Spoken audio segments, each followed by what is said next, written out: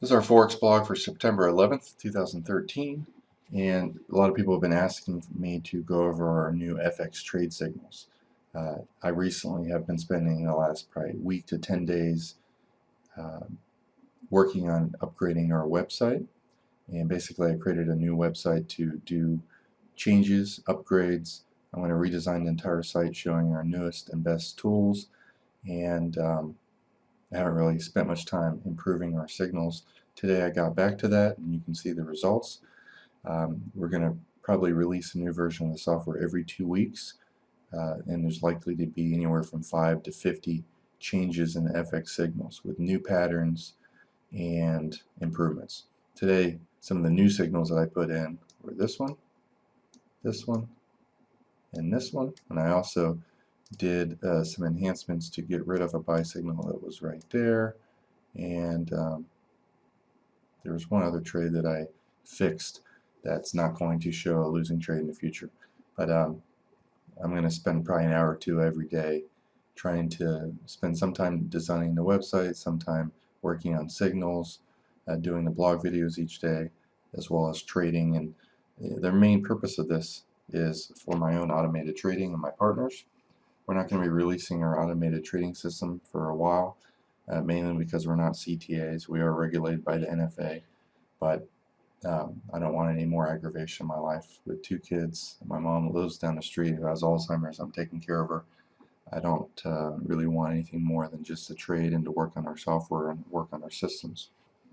I'm trying to make it so simple that anybody, especially new traders that don't know what the hell they're doing, can at least bring up our software, look at the currency indexes, and if you see the dollar's weak, super weak, maybe the euro's strong, then you're focusing on doing the buys in these currencies. As you can see, the majority of these patterns are pretty accurate. So nonetheless, if you see, for instance, a currency that makes a higher high than the previous highest high in the last 10 or 12 hours, look to buy those pullbacks. And you could put a slew of indicators on the chart. Our 70 plus patterns that we look for use probably equivalent of maybe 50 different indicators with different settings. A lot of them are the same indicators with different settings. For instance, one of them is the containment bands.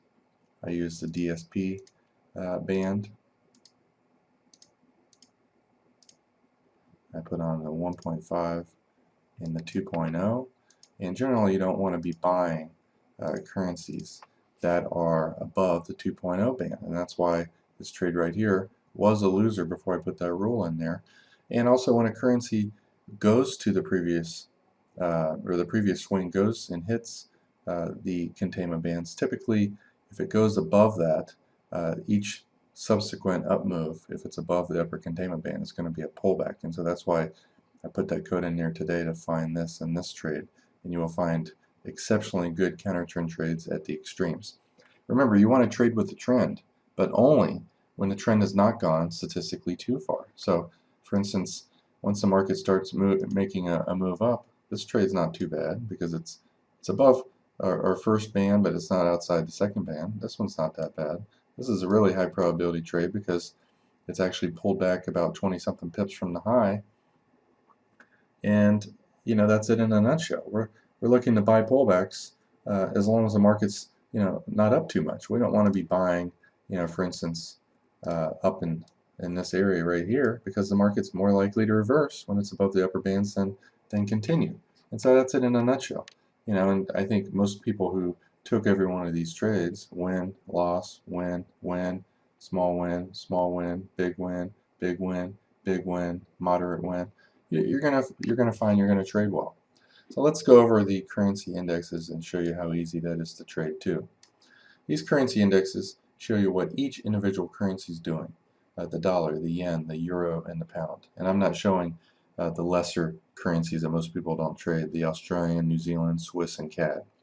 So basically what you want to do is find one that's super weak and sell it versus a strong one. For instance, the dollar, you can see the weekly and monthly trend are down. It came up to yesterday's previous most actively traded price. If you drew a fib on this, which now that these are charts, you can do that. It went a little bit above the 62%. This would be absolute perfect trade if it was right at the 62% retracement, which it isn't. it looked like it on an eyeball basis. And it can't get over that level.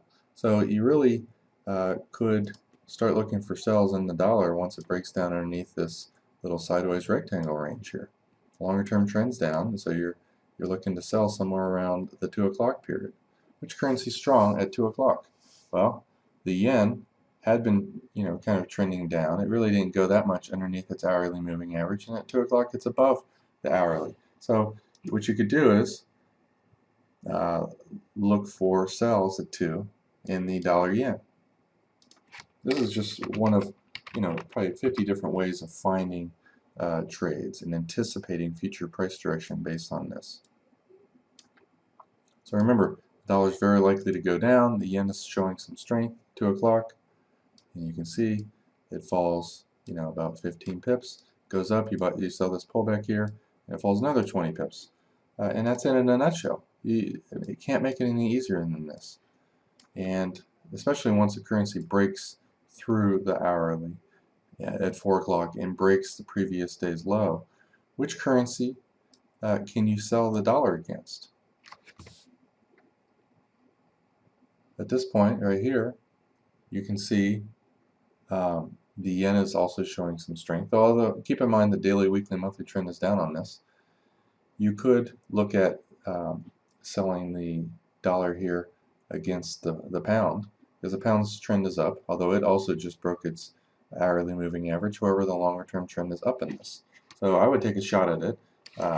It's not the best trade. At 4 o'clock we're looking to buy this pair. And actually it did turn out exceptionally well on the chart. The pound, which you can see as a daily, weekly, monthly trend, it's up. The dollar's weak. It broke out over its previous high right here. The dollar's breaking from above to below the hourly moving average, and it looks like it's going to break yesterday's low. You're in at 57.40. It went up 80 pips, 85 pips. Amazing trade. And you can also, when you're watching these charts, watch them bar by bar as they go. All right, the pound's starting to go up, the dollar's falling through the floor. So you got one currency falling and the other one's slowly going up. And it doesn't really matter if one currency is exploding and the other one just goes sideways. You're going to make probably 15 to 25 pips anyway.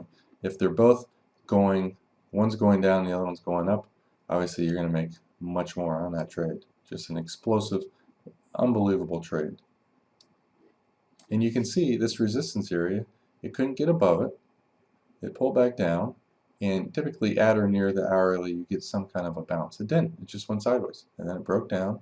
And especially when it broke yesterday's low a little bit after 4, and this one's been trending up and going sideways. It is above last week's most actively traded price, which means from last week's trade and all the pound pairs, traders that are shorter definitely losing money from the average short position for the previous week. And so when traders are losing money that are short in one currency, and the other one, the opposite is happening, and the daily, weekly, monthly trends down on one, the daily, weekly, monthly trends up on another.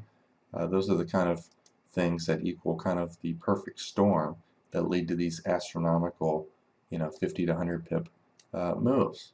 So it's that simple. Use our currency indexes, use our FX trade signals, and trade well.